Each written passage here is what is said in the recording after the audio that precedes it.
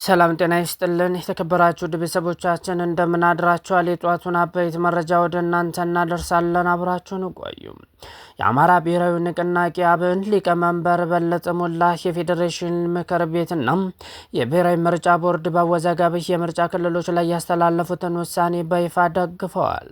ሊቀመንበሩ ይህ እርምጃ የፕሪቶሪያውን የሰላም ስምምነት ያከበረ መሆኑን ገልጸው የአቶ ጌታቸው ረዳን ተቃውሞ በመጥቀስ የትግራይ ጊዜያዊ አስተዳደር አመራሮች ስምምነቱ አፈንግጠዋል ሲል ወቅሰዋል። ማንኛውም የፖለቲካ ድርጅት የሀገሪቱን ሕግ የማክበር ግዴታ እንዳለበትም በአጽንኦት አሳስበዋል።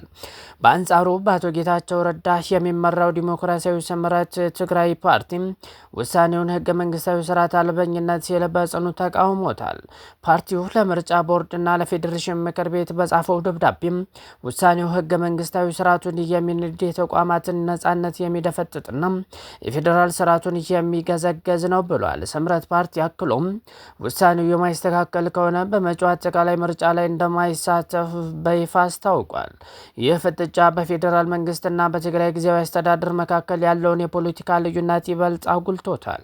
ውዝግቡ የመነጨው በአማራና በትግራይ ክልሎች መካከል አከራካሪ በሆኑ ቦታዎች ላይ ምርጫው ከሁለቱም ክልሎች ውጭ በሆነ ሁኔታ በፌዴራል መንግስት በቀጥታ እንዲፈጸም በመወሰኑ ነው።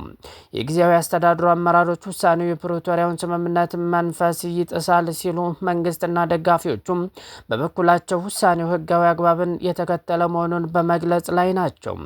በአሁኑ ወቅት በሁለቱ ወገኖች መካከል ያለው የቃላት ጦርነት የቀጠለ ሲሆን ጉዳዩ በሰሜን ኢትዮጵያ የሰላም ሂደት ላይ ሊያሳድር የሚችለው ተጽዕኖ በስጋት የሚጠበቅ ሆኗል። ዘገባውን እያገኘ ነው ከዘሀበሻ ነው።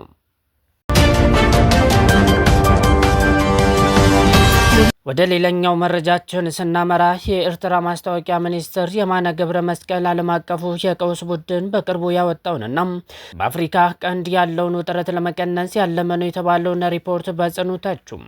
ሚኒስትሩ ሞሳብ ጆርናል የተሰኘውን ድረገጽ ትንታኔ ዋቢ በማድረግ እንደገለጹት የድርጅቱ ሪፖርት ሚዛንነት የጎደለውና የኢትዮጵያን የባህር በር ፍላጎት ከግዛት ጥያቄ ወደ ኢኮኖሚያዊ አስፈላጊነት በመቀየር ዓለም አቀፉ ማህበረሰብ እንዲቀበለው የማድረግ ስልታዊ አካሄድ ነው ብለዋል።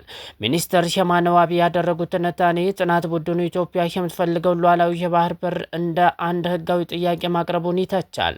እንደ ትንታኔው ከሆነ ሉዓላዊ የሚለው ቃል ጥያቄው ከንግድና ከሎጂስቲክስ ባለፈ ወደ ግዛት ይገባኛል ጥያቄ መሸጋገሩን ያሳያል።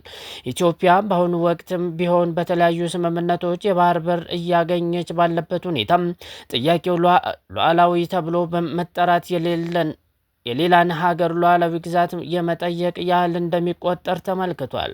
ሪፖርቱ በኢትዮጵያ በኩል ያለውን የባህር በር ፍላጎትና በኤርትራ በኩል ያለውን የሉዓላዊነት ስጋት እንደ እኩል ቅሬታ አድርጎ ማቅረቡን ትንታኔው ይቃወማል።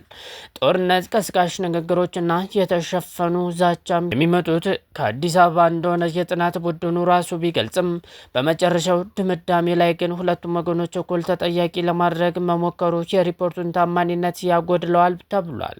የኤርትራ ባለስልጣናት ሌላው ያነሱት ቅሬታ የጥናት ቡድኑ ለኢትዮጵያ ፌዴራል መንግስት የሚል ህጋዊ መጠሪያ ሲሰጥ ለኤርትራ ግን አምባገነን ስርዓት የሚል ቃል መጠቀሙን ነው። ይህ የቃላት አጠቃቀም የኢትዮጵያን እንደ መደበኛ የፖለቲካ ተዋናይ ኤርትራን ደግሞ እንደ አስቸጋሪ አካል አድርጎ ለመሳል የታቀደ አድሎ ነው ሲሉ ሚኒስትሩ ተችተዋል።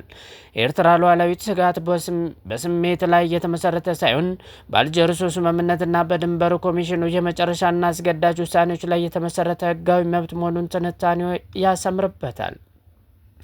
በመሆኑም የአንድ ሀገር የባህር ጠረፍ የሌላን ሀገር የውስጥ ፖለቲካ ለማረጋጋት እንደ ድርድር መሳሪያ ሊቀርብ አይገባም የሚል ጠንካራ አቋም ተንጸባርቋል። የጥናት ቡድኑ ከዚህ ቀደም ወደ ኤርትራ ሳይገባና የመስክ ጥናት ሳያደርግ የሀገሪቱን ገጽታ የሚያጠለሹ ሪፖርቶችን ሲያወጣም እንደነበር በማስታወስ የአሁኑ ዘገባ የኢትዮጵያን ግዛት ምኞቱ መደበኛ የማድረግ አካል ነው ሲሉም ሚኒስትር የማነ ገብረ መስቀል ወቅሰዋል። ዘገባውን ያገኘነው ከዘሀበሻ ነው።